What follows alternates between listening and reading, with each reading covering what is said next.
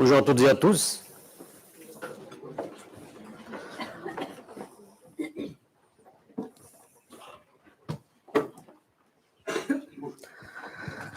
Je vous invite à prier.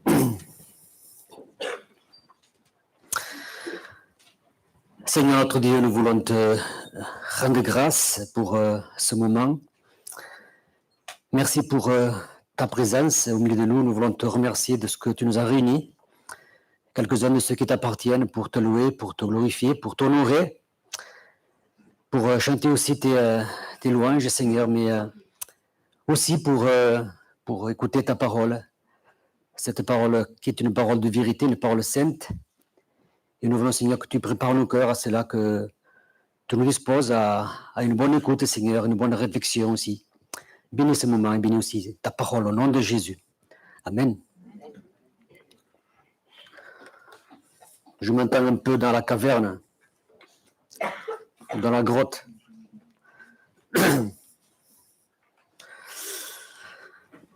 Ce matin, nous terminons la trilogie de Jean et nous arrivons donc à la 3e épître que je vous propose de lire tout de suite. 3 Jean. L'ancien Agaius, le bien-aimé, que j'aime dans la vérité.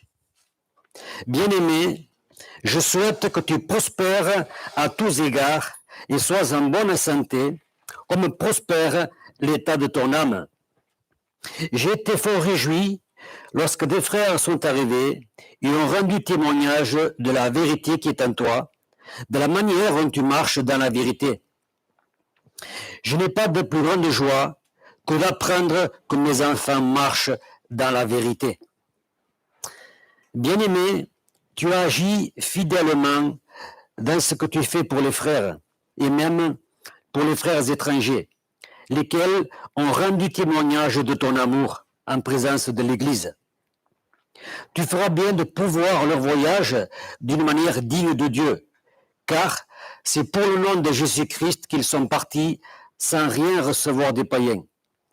Nous devons donc accueillir de tels hommes, afin d'être ouvriers avec eux pour la vérité.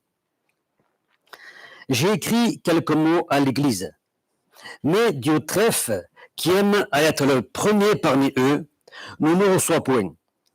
C'est pourquoi, si je vais, je rappellerai les actes qu'il commet, en tenant contre nous de méchants propos. Non content de cela, il ne reçoit pas les frères, et ceux qui voudraient le faire, il les en empêche et les chasse de l'Église. Bien-aimé, n'imite pas le mal, mais le bien. Celui qui pratique le bien est de Dieu. Celui qui fait de mal n'a point vu Dieu. Tous, et la vérité elle-même, rendent un bon témoignage à Démétrius. Nous aussi, nous lui rendons témoignage. Et tu sais que notre témoignage est vrai. J'aurais beaucoup de choses à t'écrire, mais je ne veux pas le faire avec l'encre et la plume. J'espère te voir bientôt, et nous parlerons de vive voix. Que la paix soit avec toi. Les amis te saluent. Salut les amis, chacun en particulier.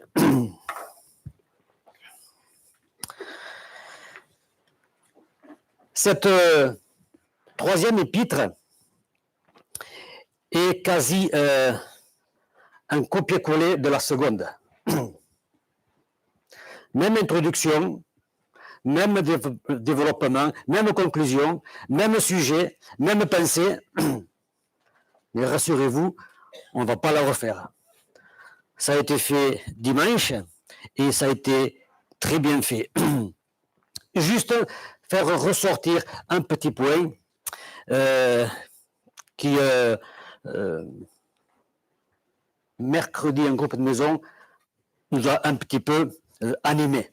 C'est cette relation que Damien avait très bien expliqué entre l'amour et la vérité. Et d'autres avaient dit que c'était deux choses qu'on ne pouvait dissocier. L'amour, la vérité, ils sont liés, ils se marient, on ne peut pas les dissocier. Si on prend les contraires, c'est quoi le contraire de l'amour? c'est la haine. Et le contraire de la vérité, le mensonge. Donc, on voit bien que l'amour et la vérité, ça se marie très bien. Mais par exemple, si on prend la haine et la vérité, du coup, c'est plus pareil. Ou si on prend le mensonge, ça colle pas. Ça colle pas. Ça colle pas. Il n'y a qu'une une possibilité. Une seule. Une bonne formule. La seule formule, c'est l'amour et la vérité.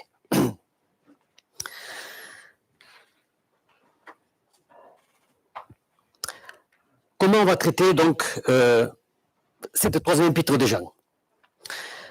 Comme je dis, on ne va pas la refaire, mais on va voir plutôt comment y accéder, comment y arriver, comment faire en sorte que cette relation devienne un idéal, et c'est un idéal vers lequel Jean veut nous amener. Et nous verrons ça en 2 points. Premier point, la relation avec Jésus, et deuxième point, la relation dans l'Église. Donc, Jean est l'auteur de cette lettre. Vous savez ce que signifie Jean? Les gens doivent savoir, non? Non? L'Éternel l'a fait grâce.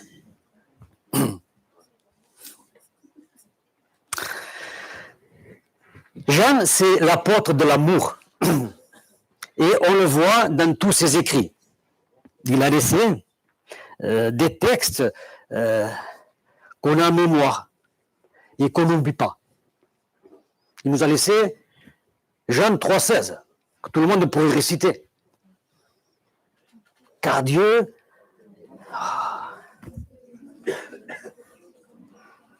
Ah oui. On n'a pas besoin de réviser. Il est là. Il est là. Et quand on a compris ce verset,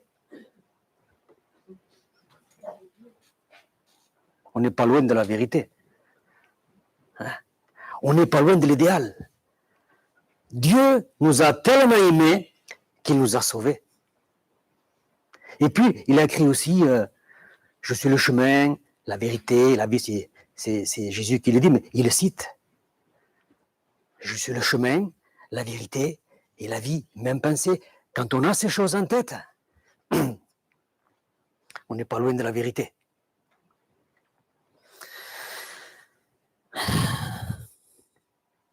Il a écrit aussi, plein de choses, on ne va pas tout citer, mais Jean a écrit des textes qu'on a dans la tête et qu'on n'oublie pas.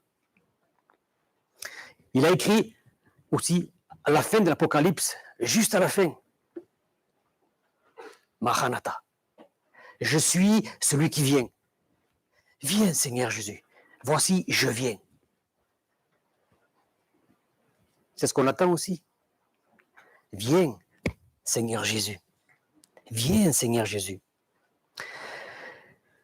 Et ces écrits, c'est ce qui lui permet de témoigner de ce qu'il est, de la relation qu'il a eue avec le Seigneur Jésus, mais aussi la relation qu'il a dans l'Église. Et ça nous parle à nous, de notre relation avec Dieu, avec Jésus, le Créateur, le Sauveur, mais aussi notre relation dans la communauté. Comment est-ce qu'on se comporte avec les autres? Quel est mon rapport à l'autre? Quel rapport est-ce que j'ai? Quelle relation avec mon frère, avec ma sœur? Quelle est ma vie d'église, ma vie d'assemblée? Alors, premier point, la relation avec Jésus. Quelle relation avait Jean avec Jésus? Jean a été un des premiers disciples que le Seigneur a appelés. Ça aussi, vous le savez, non? Le premier, ça a été Simon, oui, et André, son frère. Et de suite après, Jean et Jacques, qui étaient associés aux deux autres. Comme on dit, ils avaient une petite entreprise de pêche. Alors, la relation au début, elle n'est pas simple. Elle est compliquée. Il y a ce nouveau personnage qui débarque dans sa vie. Il y a ce Jésus qui débarque dans sa vie. Un style nouveau, un langage nouveau, des choses que les gens ne connaissaient pas. Le véritable message de l'amour.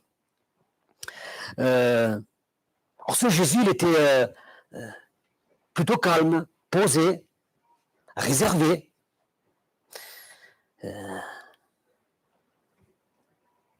Lui, il est un petit peu le contraire. Lui et son frère, d'ailleurs. Ils sont plutôt excités. Ils sont plutôt impulsifs. Arrogants, quelquefois. Quand les choses ne vont pas comme ils le souhaitent, ils ne se gênent pas pour le dire, même au Seigneur. Mais, comment dire, ils sont à la bonne école. Ils sont à l'école sainte, à l'école du Seigneur.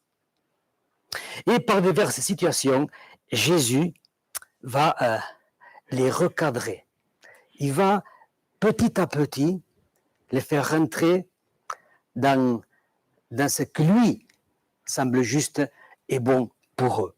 Il va les préparer pour eux, le ministère qui leur est réservé.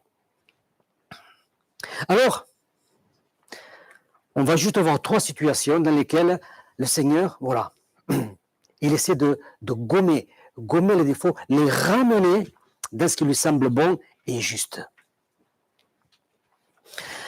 Premier exemple, c'est Jean qui dit au Seigneur, « Maître, nous avons vu quelqu'un qui chasse des démons en ton nom, mais nous l'en avons empêché, parce qu'il ne nous suit pas. » Et que dit le Seigneur?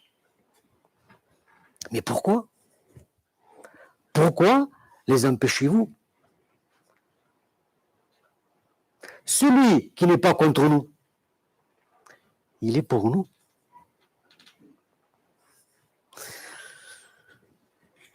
Un autre exemple. Alors là, c'est les deux frères. Maître, nous voudrions que tu fasses pour nous ce que nous te demanderons. C'est presque un ordre. Seigneur, voilà, tu vas faire pour nous ce qu'on va te demander de faire. Alors le Seigneur demande, mais que voulez-vous que je fasse pour vous? Qu'est-ce qu'il voulait? Eh oui. Une place à droite, une place à gauche, quand tu seras dans la gloire. Mais il leur dit encore, vous ne savez pas ce que vous demandez. Vous ne savez pas ce que vous demandez. Troisième exemple.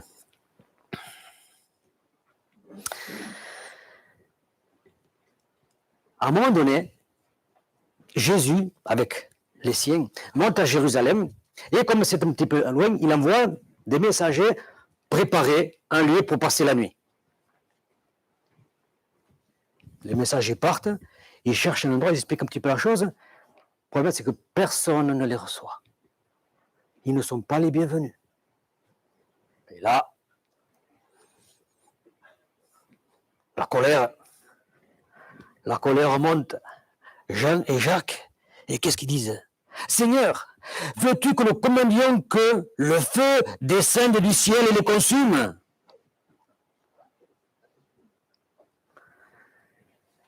Et le texte nous dit que Jésus les réprimanda. C'est bon, ça commence à bien faire, hein? Ça suffit. Il va même leur donner un petit surnom.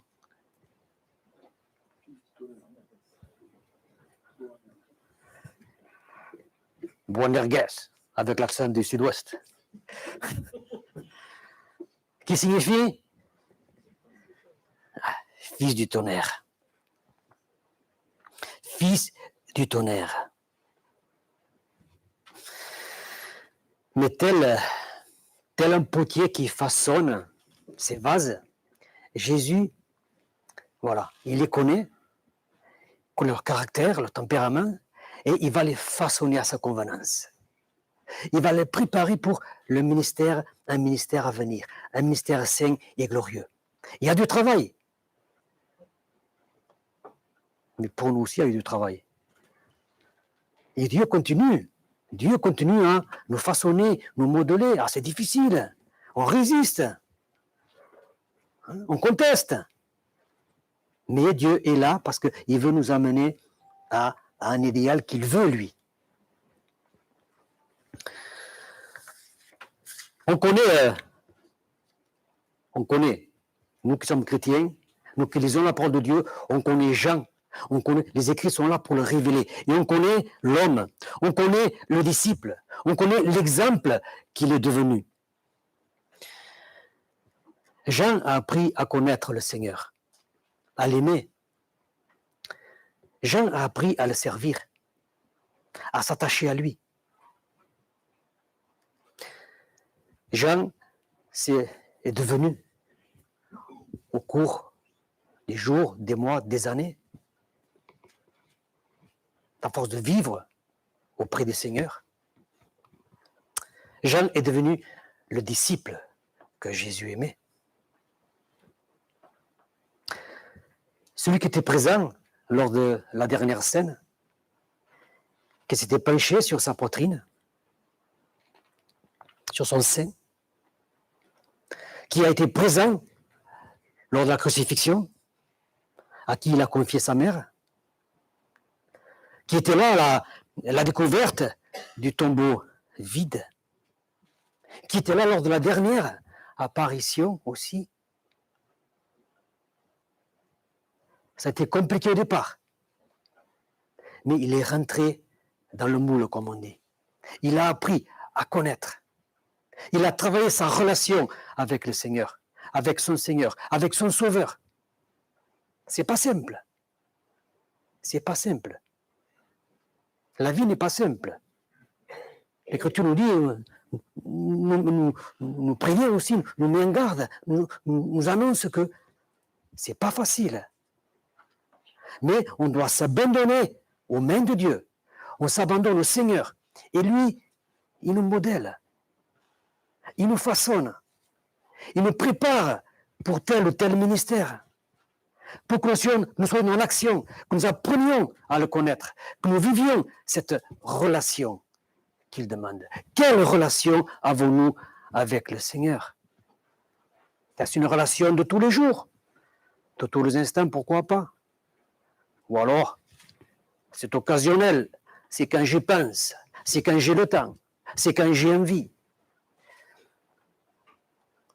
Le Seigneur nous appelle à vivre cette relation avec lui, quelque chose d'intime, de profond, de saint. Alors, nous sommes exhortés à grandir dans notre relation avec Jésus. Nous étions dans sa main comme un diamant brut. Lorsque nous sommes arrivés, il nous a pris tels que nous étions, avec tous nos défauts, nos tempéraments, peut-être nos caractères difficiles.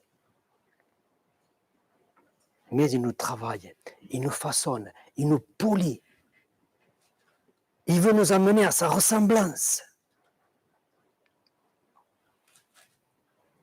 Nous sommes entre ses mains et nous devons le laisser agir en nous. Ce n'est plus moi qui vis, c'est Christ qui vit en moi. Est-ce qu'on ne lit pas ces textes? C'est Christ qui vit en moi. Alors si Christ vit en moi, laissons-le faire. Laissons-le nous polir. Faire de nous un vase d'honneur.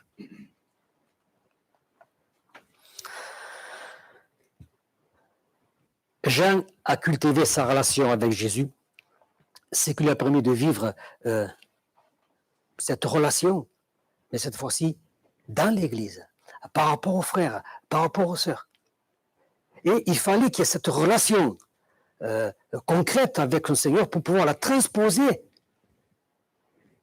avec les frères. Et pour nous, c'est la même chose. D'abord, on travaille notre relation avec le Seigneur, avec Dieu, avec Jésus, le Créateur, le Sauveur. Et quand on connaît, quand on vit cette relation, on la transpose à l'autre. On la transpose à l'autre. Et on essaie de reproduire. Ce n'est plus Jésus, ce n'est plus Dieu qu'on a en face de soi. Mais c'est un frère, c'est une sœur, c'est la communauté. Alors, comment est-ce que je vis ma vie en communauté? C'est le deuxième point. La vie, la relation dans l'Église entre membres d'une communauté.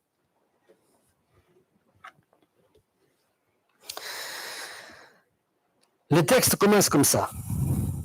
L'ancien Agaius, le bien-aimé que j'aime dans la vérité.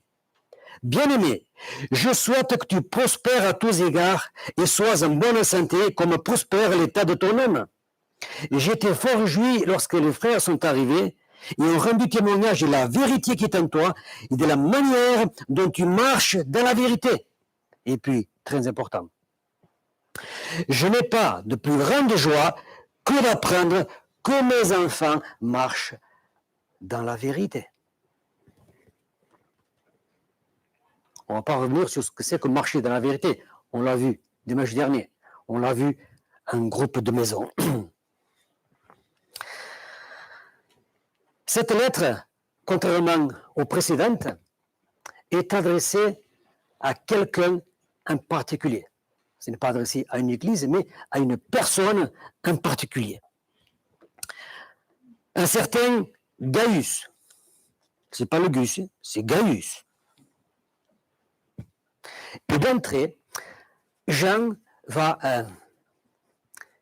se dévoiler. Il va témoigner de ce que c'est que cette relation vraie et sincère. La relation qu'il a avec cet homme, avec ce frère, qu'il dit aimer dans la vérité, qu'il porte dans son cœur, pour qui il a une haute estime.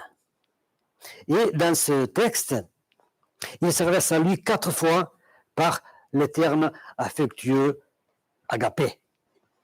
Agapé, c'est l'amour parfait, l'amour véritable, l'amour divin. Gaius, c'est le champion de l'évangile. Pour presque même dire champion du monde. La réflexion. Champion du monde. Pourquoi?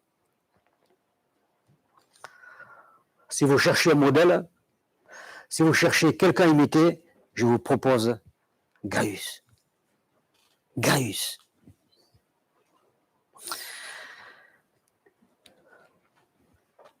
Le texte nous dit que, enfin, j'invente un petit peu, mais c'est la vérité.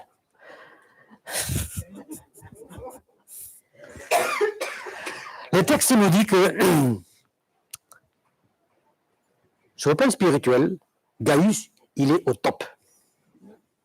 Il est au top de sa forme. Son âme, elle est au top. Non? Nous, on a tendance à dire le contraire. Regardez le verset 2, je relis, ça fait que la 3e fois. Bien-aimé, je souhaite que tu prospères à tous égards et sois en bonne santé comme prospère l'état de ton âme. Quand je disais que nous, c'est plutôt l'inverse. La santé, ça va, à peu près. Le matériel, ça va, ça peut aller. Mais alors, le spirituel...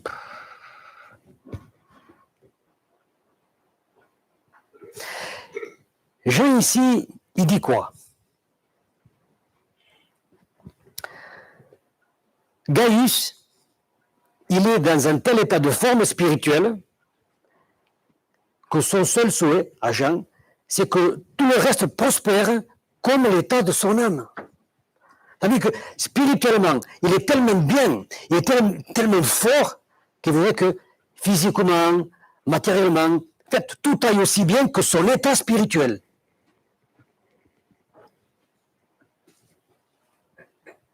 À méditer.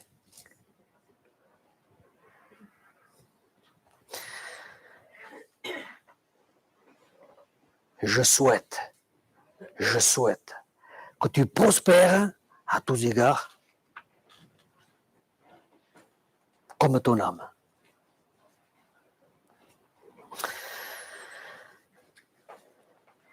Mais c'est pas tout. En plus d'être un état spirituel optimum, au top, c'est quelqu'un qui a un bon témoignage de ceux du dehors.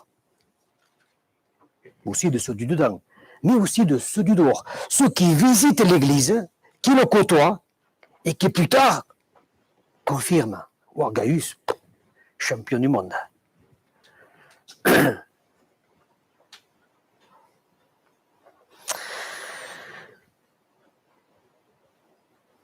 Eh oui.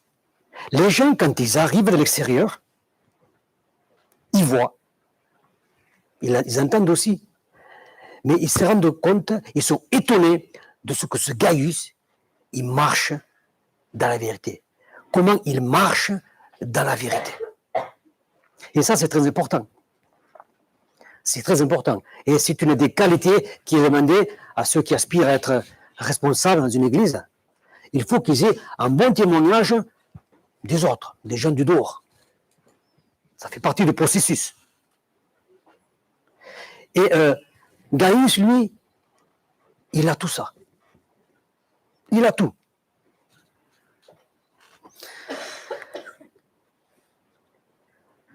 Gaius est un homme parfait. Tout comme nous. Non?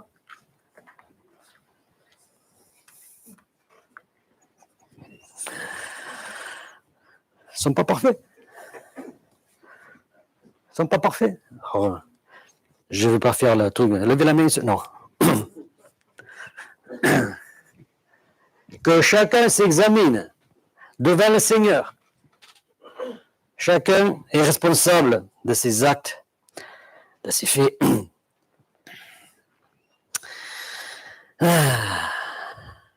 Rassurez-vous. Gaius n'est pas parfait. Gaius n'est pas parfait. Il a ses défauts, comme vous et moi, comme tout le monde. S'il était parfait, c'est au ciel. Mais il est là. Avec ses défauts aussi. Même si tout va bien pour lui sur le plan spirituel, sa relation avec les autres, tout va bien. Mais il a aussi ses défauts. Mais Jean n'en parle pas. Jean ne retient que le bon qui est en lui. Le reste, ça ne l'intéresse pas. Il ne retient que le bon. Et le bon, c'est l'essentiel, c'est le spirituel. C'est sa marche avec Dieu. C'est sa marche en communauté. C'est sa marche dans l'église. C'est ça qu'il retient.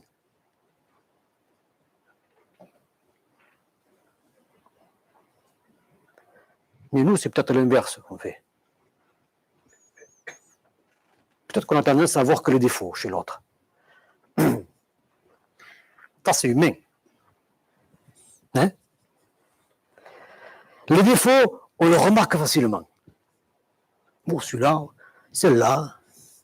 On a tendance à trop souvent montrer du doigt. Peut-être qu'on se dit que ce qui est bon, c'est naturel. Donc, on n'a pas à le remarquer. Et ce qu'on remarque, c'est le défaut. Ce qui ne va pas. Et des fois même, on le dit.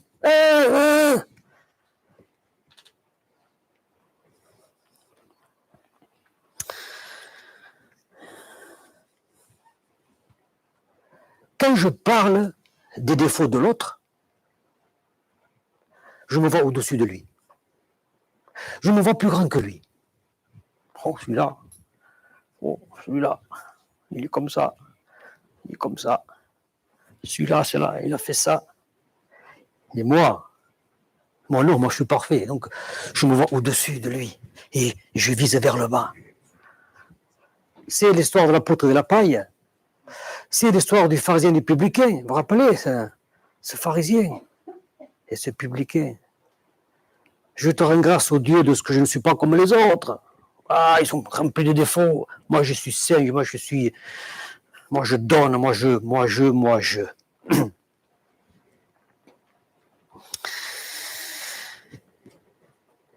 Quand je critique l'autre, je me vois plus grand que lui. Il y a l'inverse. Quand je vois des qualités, ça me rabaisse. Et ça ne plaît pas. Pourtant, on a des textes clairs. Philippiens 2.3 nous dit « Ne faites rien par esprit de parti ou par vaine gloire, mais que l'humilité vous fasse regarder les autres comme étant au-dessus de vous. »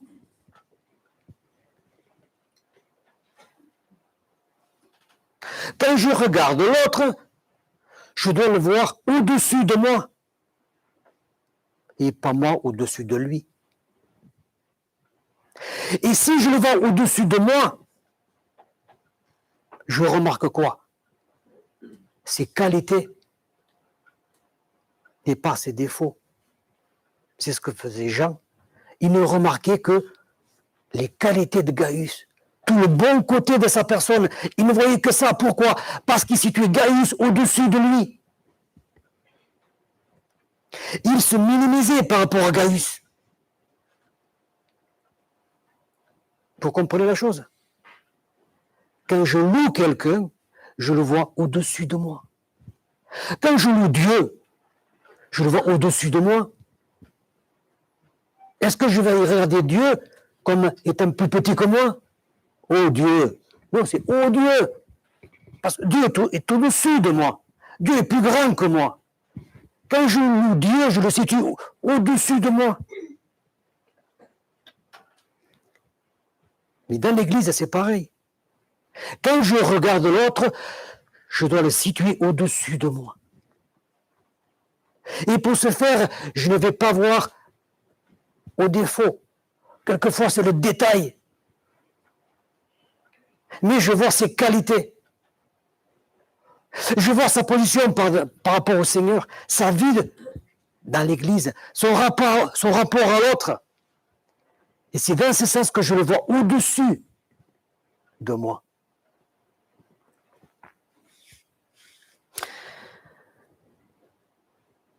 Si je critique l'autre, je deviens juge. Et Jacques nous dit dans le chapitre 4, verset 12, un seul est législateur et juge. Et c'est pas vous. Et c'est pas moi. C'est le Seigneur. Un seul est législateur et juge.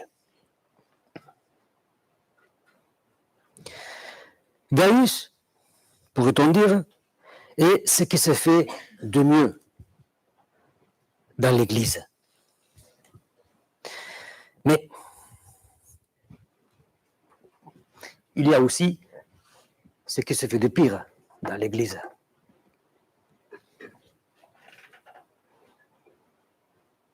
Verset 9.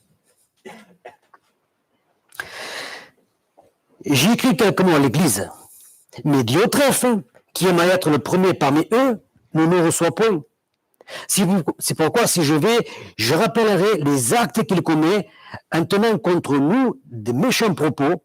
Non content de cela, il ne reçoit pas le frère, et ceux qui voudraient le faire, il les empêche. Il les chasse de l'Église.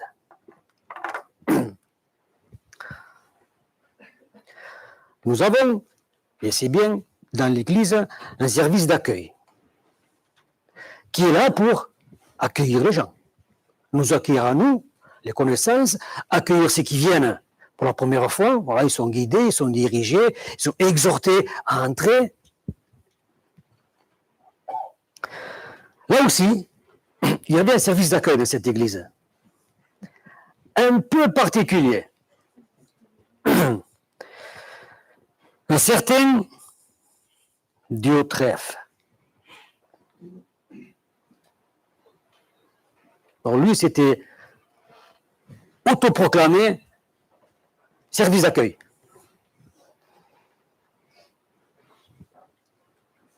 Et il faisait quoi? Alors lui, il filtrait. C'était plutôt un filtre. Toi, tu rentres. Toi, tu rentres pas. Toi, tu peux entrer. Toi, tu restes dehors. Voilà comment il agissait. C'était le filtre de l'église, à sa convenance. Ceux qui venaient dehors, il ne les recevait pas. Il n'aimait pas les étrangers.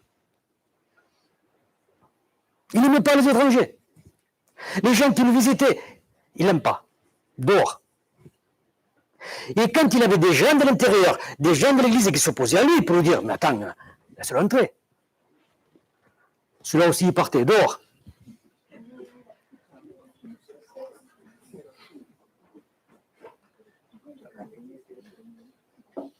Peut-être que c'était à force une petite église. Il y a 5 personnes.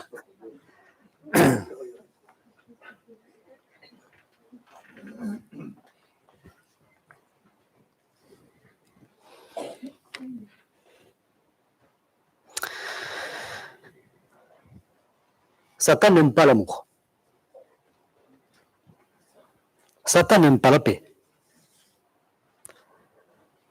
La bonne entente. La sérénité. Il n'aime pas tout ça. Il se plaît dans la pagaille, dans le désordre, dans le péché.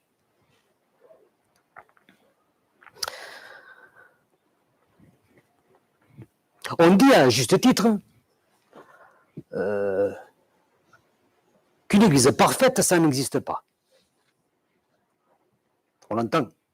Oh, l'église là-bas, et puis on dit, bah, une église parfaite, ça n'existe pas. Ça serait trop beau. Pourquoi? Pourquoi est-ce qu'une église parfaite n'existe pas? Pourquoi n'y aurait-il pas une église parfaite?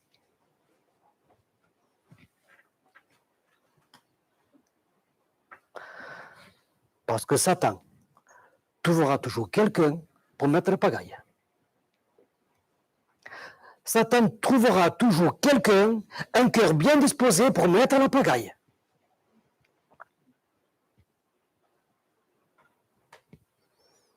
Il n'aime pas quand tout va bien.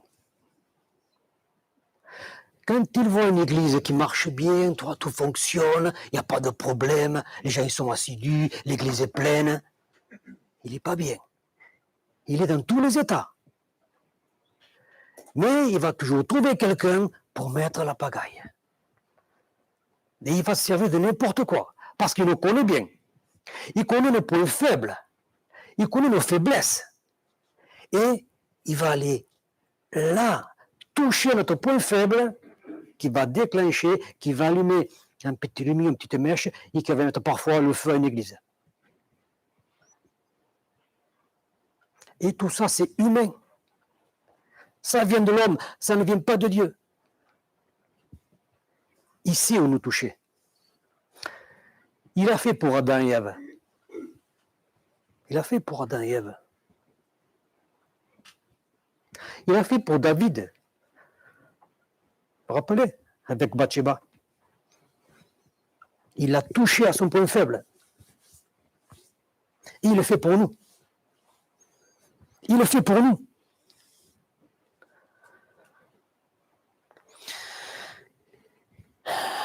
Alors, nous sommes humains, comme on dit. Nous sommes humains. Nous avons nos faiblesses. D'où l'importance de notre relation avec Dieu. Être ferme. Ferme dans nos vies. Ferme dans nos choix. Parce que nous avons fondé nos vies sur quoi? Sur Jésus. le roc, ce qui ne bouge pas, ce qui est solide.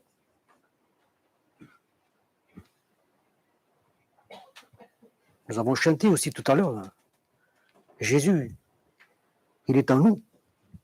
Et on l'a dit tout à l'heure, ce n'est plus moi qui vis, c'est Christ qui vit en moi. C'est Christ qui vit en moi. Alors si Christ vit en moi, si je nourris cette relation solide, profonde, je m'oppose à l'ennemi. Je ferme les brèches qui pourraient le faire entrer soit en moi, soit dans l'église, mettre la pagaille, mettre le souk aussi, casser la sérénité, casser la bonne ambiance.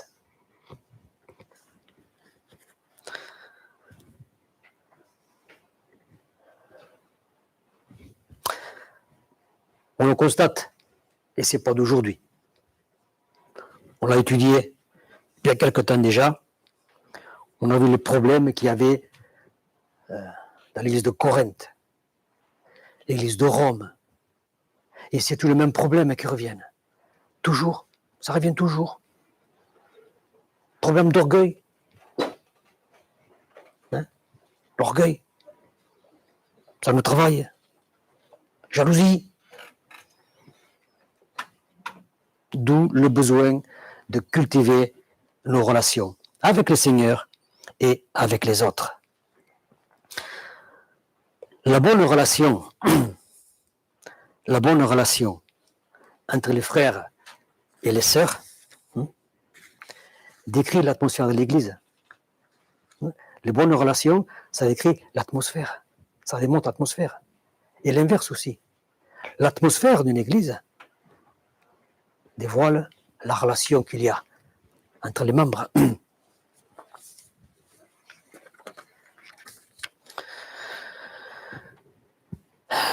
C'est parce qu'il y a de bonnes relations qu'il y a une bonne atmosphère. C'est parce qu'il y a une bonne atmosphère qu'il y a de bonnes relations. En conclusion, qui pourrait être le verset 11. Bien-aimés, n'imite pas le mal, mais le bien. Celui qui pratique le bien est de Dieu. Celui qui fait le mal n'a point vu Dieu. Imite le bien. Imite le bien. Souvent, très souvent même, la parole de Dieu nous exhorte à aller vers le bien, à faire les bons choix, à avoir discernement en soi, aller vers l'autre. Cultiver cette relation. Allez rechercher l'union, la communion. Que veut nous dire, que veut nous laisser Jean dans cette lettre? Que nous devons cultiver nos relations. Cultiver nos relations, tel le jardinier qui cultive ses fleurs, les légumes dans le jardin, avec amour, il en prend soin. Et nous, c'est pareil. Cultiver nos relations. D'abord avec le Seigneur, avec Jésus, avec notre Dieu. Avoir une bonne assise. Et quand on a cette assise solide, on peut la transposer à l'Église. Et je cultive ma relation avec mon frère, avec ma sœur. Et je vais vers ce qui est bon, vers ce qui me fait avancer, et non le contraire. Je ne m'attache pas aux détails, aux défauts de l'autre. Non, il faut que je grandisse. Il faut que je grandisse. Et nous devons grandir tous ensemble, les uns avec les autres. Faire bloc. Faire en sorte que l'amour de Dieu se voit entre nous. L'amour de Dieu, c'est ce qui nous lie les uns aux autres. Nous devons cultiver nos relations avec Dieu et bien sûr entre nous, chacun, l'un avec l'autre, l'une avec l'autre, tous ensemble, cultiver cette relation. C'est ce que nous demande Jean dans cette épître. L'amour mutuel. L'amour mutuel. Je termine. Alors après, je me fais gronder.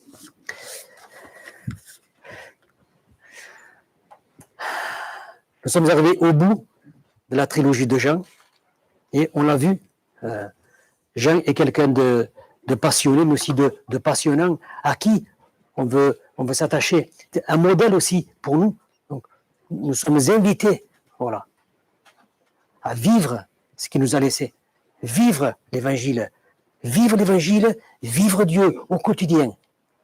Cette relation entre nous et Dieu, on dit verticale, mais aussi la relation horizontale entre nous, les uns avec les autres. Que Dieu nous bénisse dans ses pensées. Amen.